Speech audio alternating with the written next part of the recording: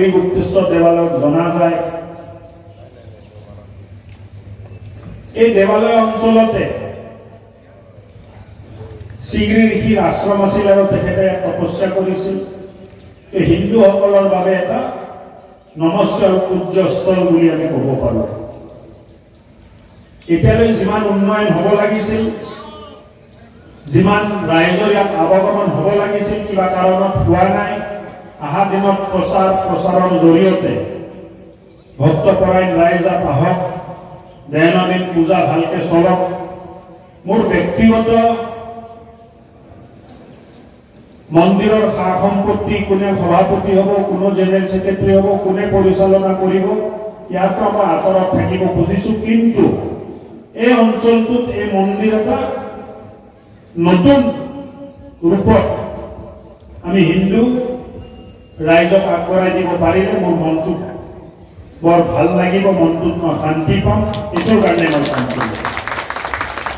আৰু এটা কথা চাব গ'লে উত্তৰ পাৰ বাবাৰ ঘৰ হয়।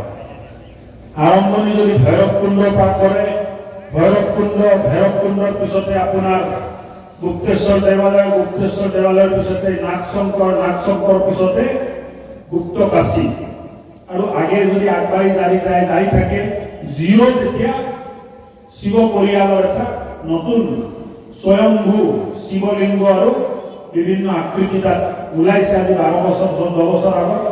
এই গোটেই উত্তৰ পাৰ মহাদেৱৰ মহিমা মণ্ডিত, আৰু আৰম্ভণিটো অতি পুৰণি বা ঐতিহ্যমণ্ডিত যদি ক'ব লাগে, আজি আমাৰ মানে মহাভৈৰৱ মন্দিৰটো তেজপুৰত পাহৰি থাকিলোঁ। ইয়াৰ পিছত মহাভৈৰৱৰ পিছত নাগশংকৰ। মোৰ কথা হ'ল যে অতি প্ৰাচীন মন্দিৰ, একো 200 বছৰ 400 বছৰৰ ইতিহাস নহয়। সত্য সনাতন যুগৰ পৰা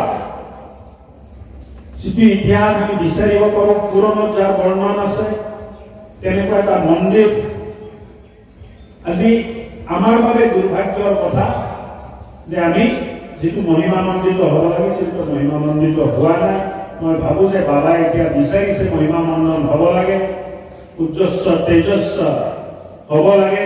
ইয়াত বাবাৰ পূজা ভালকে চলিব লাগে, মন্ত্ৰ জাপ ৰুদ্ৰাভিষেক ভালকে চলি থাকিব লাগে।